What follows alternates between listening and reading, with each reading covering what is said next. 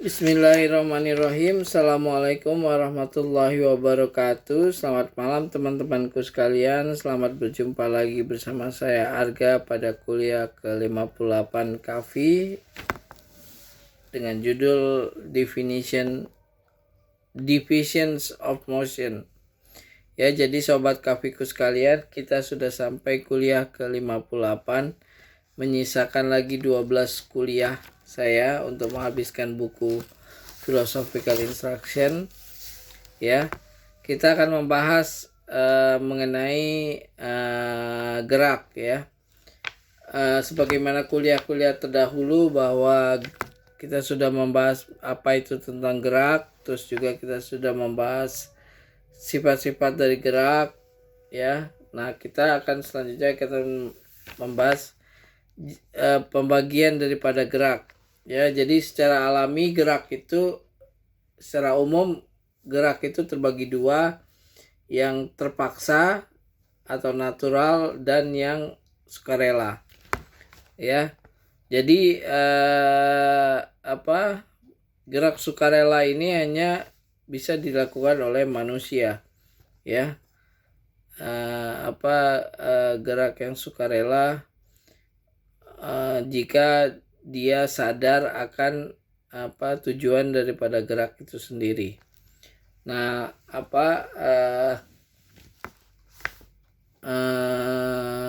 gerak ini kan berdasarkan by definition adalah suatu kemunculan kesempurnaan dari sebuah potensialitas sepanjang dia berpotensi untuk mencapai kesempurnaan itu. Nah, ada juga gerak yang voluntary, ya. Voluntary itu adalah sukarela, ya, voluntarily, ya. Nah, gerak itu kan by definition adalah the gradual emergence of a thing from potentiality to actuality, or the first perfection of potential existence insofar as it is potential. Ya, jadi kesempurnaan pertama dari sesuatu sepanjang dia potensial, ya. Seperti orang muda itu berpotensi untuk menjadi tua. Nah, tua itu adalah kesempurnaan daripada orang muda. Ya. Kesempurnaan daripada orang muda. Apel merah itu adalah kesempurnaan daripada apel kuning. Apel kuning kesempurnaan daripada apel hijau. Ya. Nah, kita tidak bisa menyimpulkan dari hanya indera kita, ya, bahwa itu bukan kesempurnaan, tapi itu adalah perusakan, ya, atau perlambatan atau pembusukan daripada suatu benda, suatu objek, ya. Enggak, kita harus lihat itu secara keseluruhan bahwa tidak ada yang sia-sia dalam penciptaan alam semesta, ya, oleh Tuhan, karena Tuhan adalah zat yang maha bijaksana, ya. Nah, di dalam gerak itu juga ada percepatan, ya. Ada percepatan yang positif, ada yang percepatannya 0 tidak atau stagnan, ya. Ada yang percepatan menurun atau perlambatan atau pembusukan, ya. Nah, kita bisa lihat bahwa seperti pohon apel, nah itu di samping ada pertumbuhan dari hijau menjadi kuning, kuning menjadi merah, dan akhirnya membusuk dan mati dan kembali kepada tanah, ya. Ini juga bahwa di dalam apel itu juga ada cacing yang menggerogoti, yang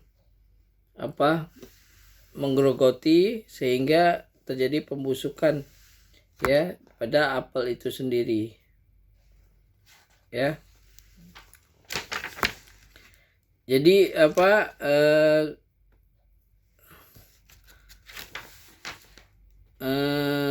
kesimpulannya bahwa gerak itu tidak bisa dilihat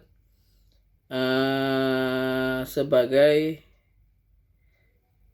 proses yang sia-sia ya. Gerak itu adalah penuju kesempurnaannya, bahwa kesempurnaan orang muda itu adalah dia menjadi tua ya. Bukan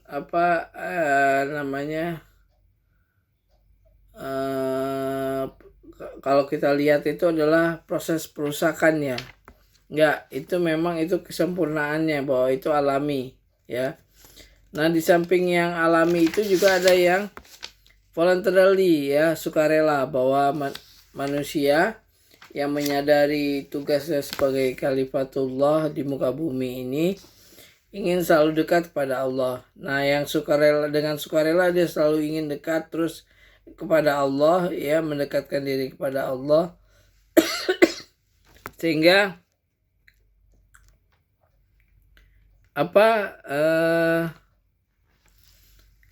geraknya itu dipercepat atau dipermudah oleh Allah ya. Sebagaimana sabda Allah bahwa jika hamba-hambaku yang ingin selalu dekat kepadaku, jika dia bergerak selangkah, aku akan mendekatinya 1000 langkah. Nah itu, jadi bahwa Allah juga rindu kepada orang-orang yang selalu ingin dekat kepadanya ya.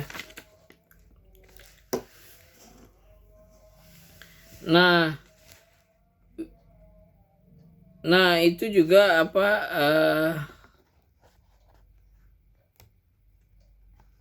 we have learned that perfecting of motion in the sense of acceleration and increasing intensity is not universal. None of the definition of motion indicate this. However, in the sense of the perfection of the move under the influence of motion, it is possible to infer from the two mentioned definitions that since the move achieve a new actuality and perfection by means of motion, it is necessary that every motion will be intensification and lead to the perfection of the move.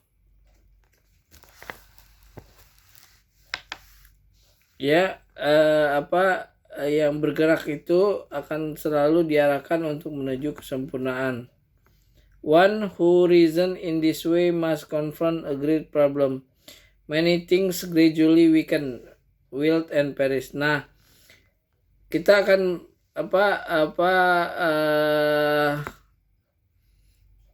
melihat di sekeliling kita bahwa banyak yang secara bertahap melemah, melayu, dan perish. Ada juga yang berkembang. Their gradual change and motion not only fail to increase their perfection but constantly decrease their perfection and boring them to close to death. And nah, kita lihat juga ada yang menuju kematian dan perusakan.